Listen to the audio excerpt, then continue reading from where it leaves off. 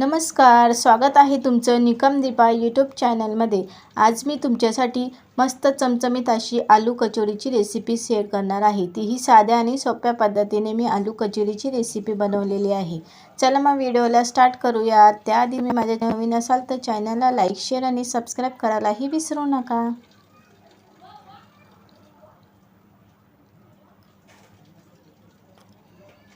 इथे 2 कप मी मैद्याचं पीठ घेतलेलं आहे आणि थोडंसं ओवा असतो ना, त्याला असं क्रश करून घ्यायचा हाताने आणि तो टाकून घ्यायचा आहे। ओवा छानपैकी असं क्रश करून टाकून घेतलेला आहे मी। 2 कप हे मैद्याचं पीठ आहे। त्यात आपल्याला थोडंसं 1.5 ते 2 टेबलस्पून असं तेल घालायचं आहे। मी 2 टेबलस्पून असं तेल घातलेलं आहे। आता याला छान मिक्स करून घेऊयात। त्याला छान मिक्स करून घ्या। तेल पूर्ण एकजीव करून घ्यायचं आहे। आता थोडंसं चवीनुसार आपल्याला इथं मीठ घालायचं आहे। थोडीशी दही देखील घालणार आहे। तुमच्याकडे दही नसेल तर तुम्ही ताक घालू शकता किंवा नसेल तर तुम्ही स्किप देखील करू शकता। मी थोडंसं इथं दही घालणार आहे। 1 ते 1.5 चम्मच असं दही घालणार आहे। दहीचं पाणी जर असेल उरलेलं ते देखील तुम्ही घालू शकता। दही घातली मी थोडीशी।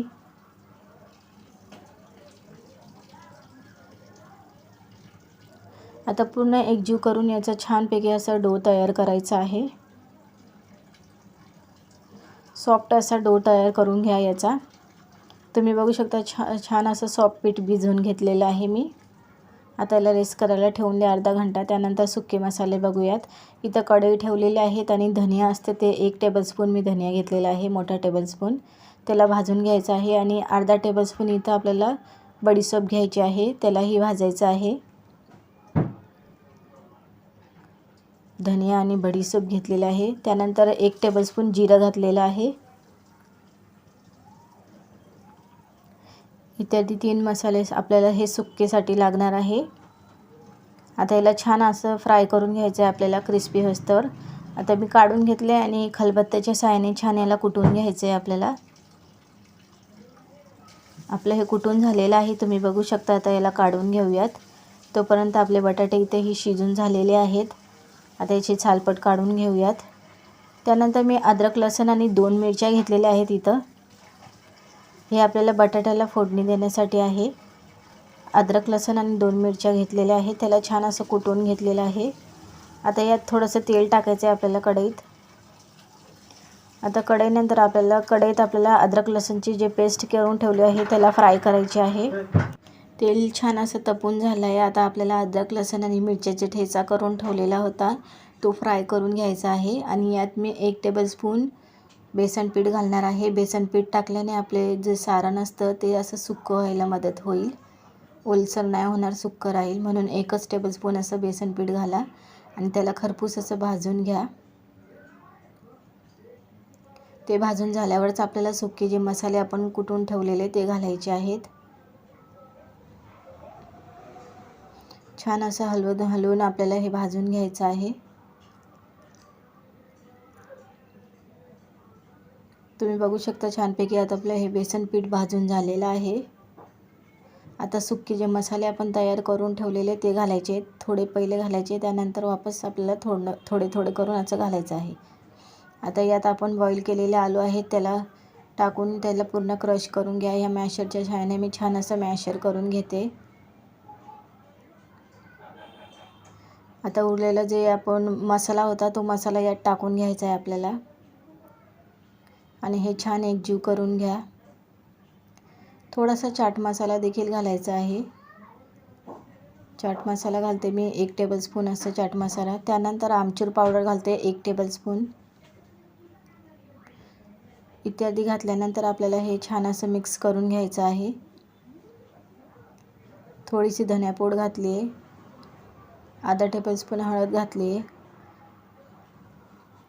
1 टेबलस्पून लाल तिखट घालायचं आहे। लाल तिखट तुमच्या मनावर आहे, तुम्हाला जेवढं तिखट घालायचं आहे तेवढं घाला। चवीनुसार मीठ घाला। आता हे छान मिक्स करून घेऊयात।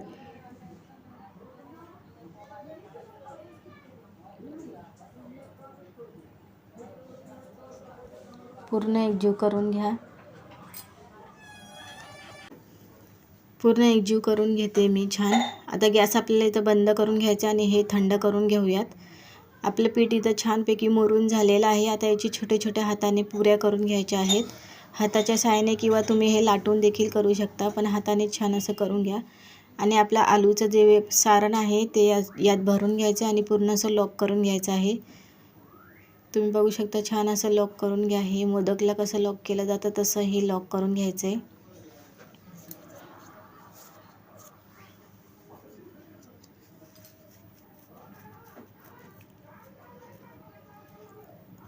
पूर्ण असं लॉक करून घेतलं आहे मी छानपैकी. आता याला दाबून घ्यायचं आहे. असं हाताच्या साहाय्याने छानपैकी असं दाबून घ्या.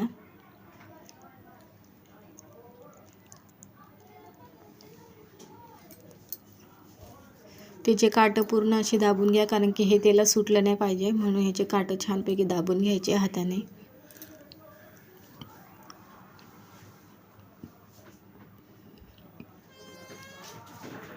आता इथं तेल छानपैकी तपून झालेलं आहे आपलं. कढईमध्ये मी तेल तापवायला ठेवलं आहे. आता एक एक करून आपल्याला हे छान स्लोवरच फ्राय होऊ द्यायचं आहे. गोल्डन ब्राऊन कलर येईस्तोवर आपल्याला हे छानपैकी फ्राय करायचं आहे. याला बिलकुलही हलवायचं नाही आहे आपल्याला. 2 ते 3 मिनिटांनंतर तुम्ही बघू शकता हे वरवरती यायला सुरुवात होईल, तेव्हाच आपल्याला हे पलटी करायचं आहे. सर्वप्रथम मी हे तर 2च कचोरी टाकून बघितलेले आहेत. आता बाकीचे उरलेले आपल्याला करून घ्यायचे आहे. सेम प्रोसेस तसेच करून घ्यायचे सगळे. आता हे आता तुम्ही बघू शकता 2 मिनिटांनंतर अजून हे पूर्णपणे पुढं आलेलं नाही आहे.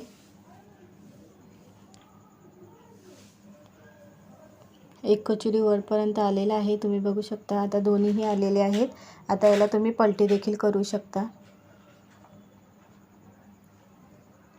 हळूहळू हाताने छानपैकी हे पलटी करून घ्या आणि हे आपल्याला स्लो गॅसवरच छानपैकी असं क्रिस्पी होईस्तोवर फ्राय करून घ्यायचं आहे. तुम्ही बघू शकता हळूहळू त्याचा कलर देखील चेंज होत आलेला आहे. अजून आपल्याला याला क्रिस्पी करून घ्यायचं आहे. तर 2 ते 3 मिनटं झाली आहेत. तुम्ही बघू शकता सलग 5 मिनटानंतर मी हे काढलेले आहेत. किती टम्म असे फुगलेले आहे कचोरी तुम्ही बघू शकता आणि खूप अशी क्रिस्पी देखील झालेले आहेत. आता उरलेले बाकीचे देखील आपल्याला असेच फ्राय करून घ्यायचे आहेत. ते देखील स्लो गॅसवरच आपल्याला छानपैकी फ्राय करून घ्यायचं आहे. कचोरी फ्राय व्हायला खूप टाईम लागतो.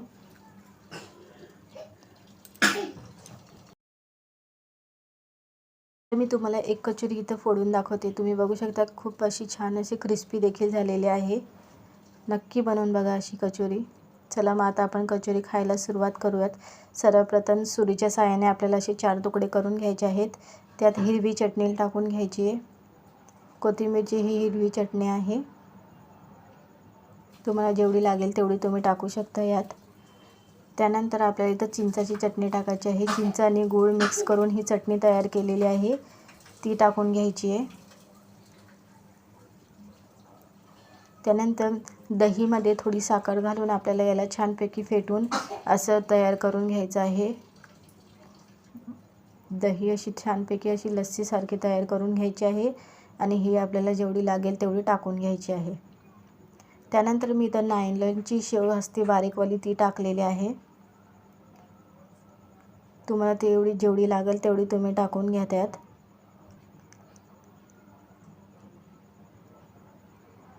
इथं आपली कचोरीची रेसिपी तयार झालेली आहे. वरतून अजून थोडीशी दही टाकून घ्या आणि खायला सुरुवात करूयात. Thank you for वॉचिंगसाठी.